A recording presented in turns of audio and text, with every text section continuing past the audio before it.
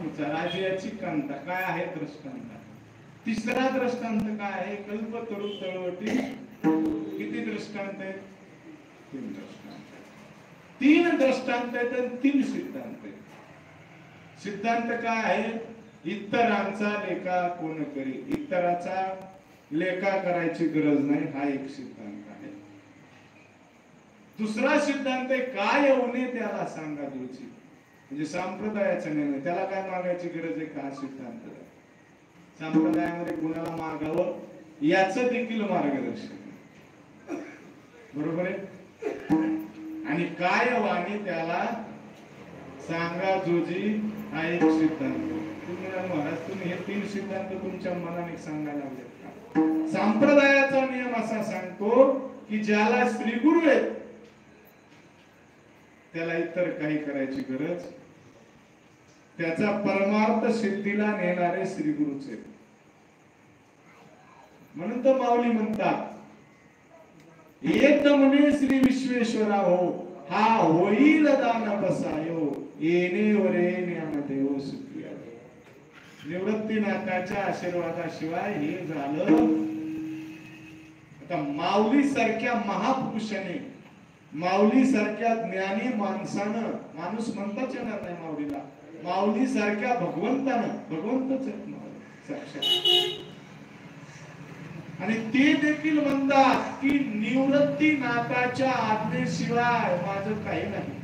आणि हे सगळं ते जे ज्ञान आहे, हे जे जीव ब्रह्मायकाचे सिद्धांत मी मांडलेले, अनेक सिद्धांत मांडले, ब्रह्म साम्राज्य दीपिका आणि वर्णिली गीतेवरी टीका, विठोबाचा प्राण सखा ज्ञानोबा माझा, एवढं मोठा अधिकार भगवान श्रीकृष्णाच्या गीतेवरती भाष्य करण्याचा अधिकार जर कोणाला असेल तर ते माऊलीला आहे.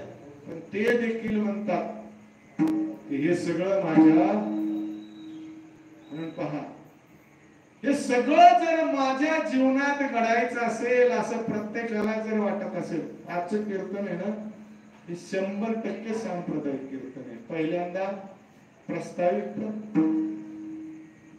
नंतर मिळवली, नंतर जुळवणी, आणि सगळ्यात शेवटी उपदेशपर चिंतन. त्यामुळे तुम्ही काही चिंता करू नका.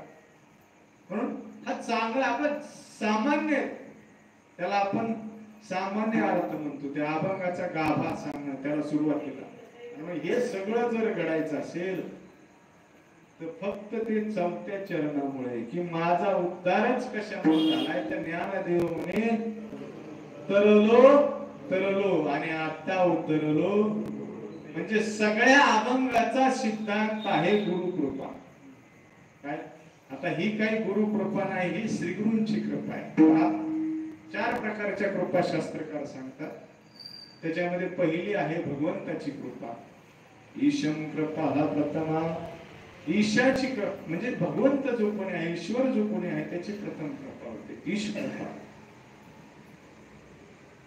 ईश कृपा झाल्यानंतर गुरु कृपा होते 2 नंबरला, बरं का. भगवंताने कृपा केली तरच आपल्याला गुरु मिळतो, आणि गुरुची कृपा झाली तरच आपल्यावरती अंतःकरणाची कृपा होते आपल्या.